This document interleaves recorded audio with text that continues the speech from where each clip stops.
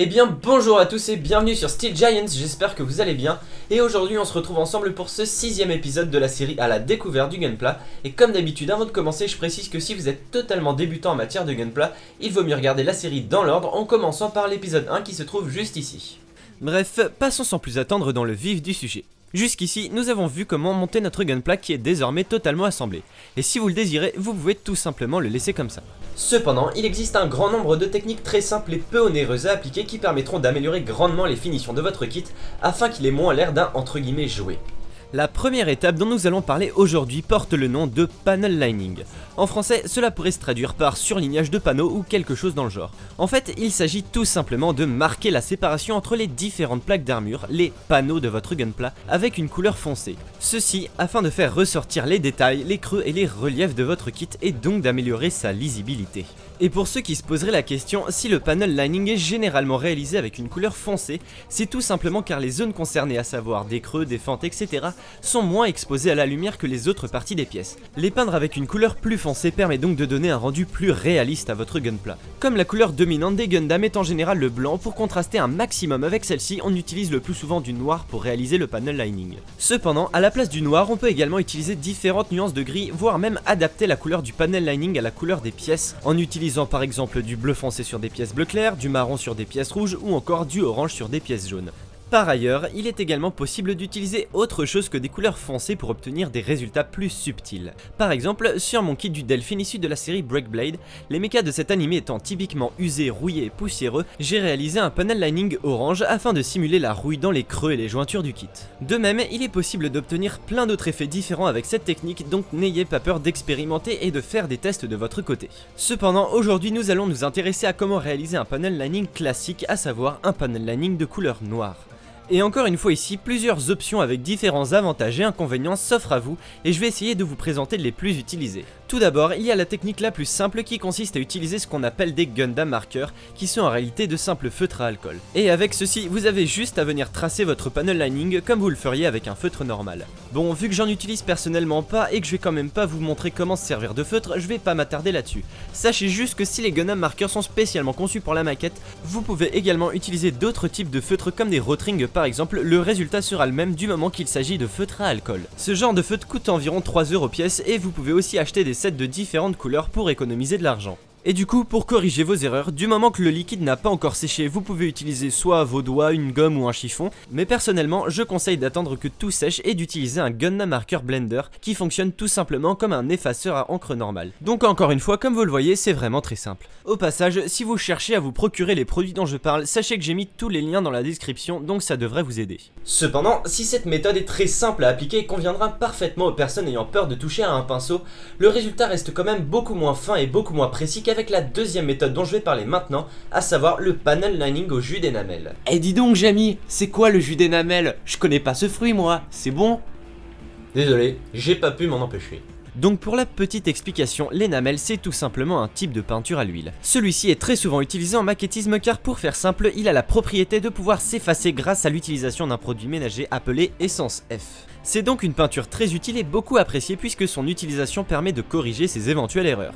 De l'autre côté, un jus ou lavis, c'est une technique de peinture qui consiste tout simplement à utiliser de la peinture très diluée qui va alors aller naturellement s'accumuler dans les creux de votre kit. En fait, si vous voulez, quand vous achetez de la peinture, celle-ci, bien qu'elle soit sous forme liquide, est souvent assez épaisse, il va donc falloir la diluer. Pour vous faire une image, si vous versez une goutte de peinture directement sortie du pot sur une surface plane, la peinture va un peu s'étaler mais ce sera sur une zone réduite et elle conservera globalement une forme de goutte. A l'inverse, plus vous diluez la peinture, plus celle-ci sera fluide et aura de la facilité à s'étaler sur toute la surface. Et forcément, si des creux se trouvent quelque part, la peinture va alors naturellement s'accumuler dans ces derniers. Et c'est donc suivant ce principe que nous allons réaliser notre panel lining au jus d'énamel. Deux choix s'offrent alors à vous. Vous pouvez soit acheter de la peinture énamel noire standard et la diluer vous-même, ou alors l'acheter directement diluée. Pour le premier choix, je vous recommande des peintures de la marque Umbral qui sont de très bonne qualité, et pour le second, je vous conseille le produit Panel Line Accent Color de Tamiya. L'avantage du premier est que vous pourrez utiliser la peinture pour d'autres applications que le panel lining ou autre type de lavis puisque c'est vous qui réglez la dilution de la peinture et donc sa consistance. L'avantage du second, c'est donc justement que vous n'avez pas à vous embêter avec la dilution vu qu'elle est déjà faite. En effet, réussir une dilution n'est pas toujours évident pour un débutant car c'est quelque chose qui se fait beaucoup à l'œil et à l'expérience. A vous donc de choisir le produit qui vous convient le mieux. Cela dit, si vous comptez sérieusement vous lancer dans le modélisme, je vous conseille quand même d'apprendre à diluer votre peinture car de toute façon vous en aurez besoin à un moment ou un autre.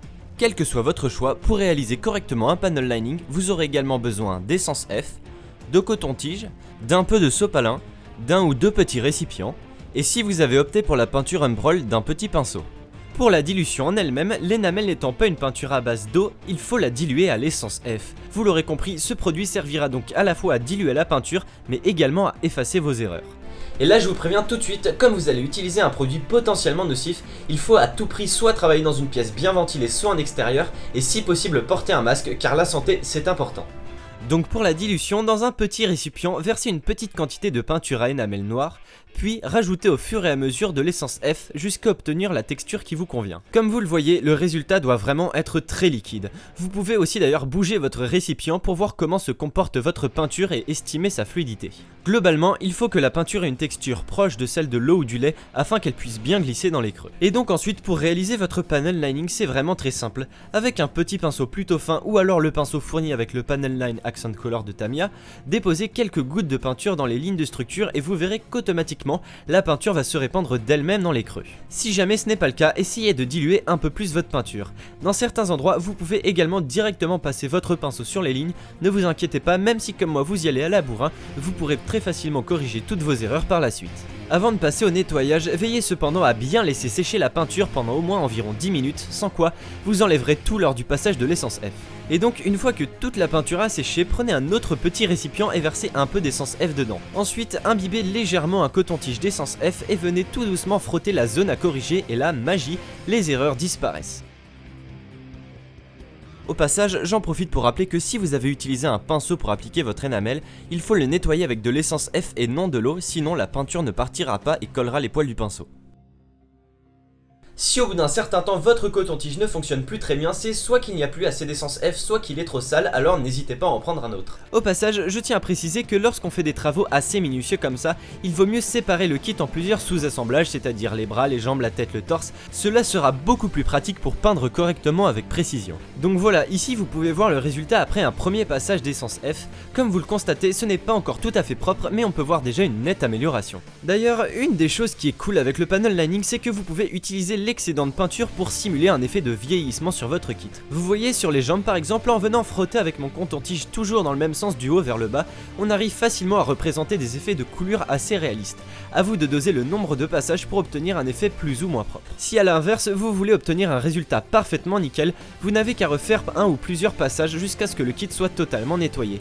Notez qu'il vaut mieux faire 2 ou 3 passages avec une petite quantité d'essence F dans son coton-tige qu'un seul gros passage à la bourrin qui pourrait également enlever de la peinture dans les creux. Pour revenir au Gundam Marker, au lieu d'utiliser un Gundam Marker Blender pour effacer vos erreurs, vous pouvez également utiliser, selon la technique que je viens de vous montrer, de l'alcool à 90 ou de l'acétone, ça fonctionne de la même manière et ça marche très bien.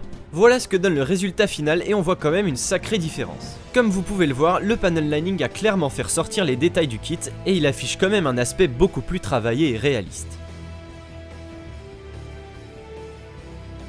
Et voilà, j'espère que cette petite démonstration vous aura plu et surtout qu'elle vous aura été utile. Cette vidéo est à présent terminée, n'hésitez pas à vous abonner et à la partager et moi je vous dis à bientôt pour le prochain épisode.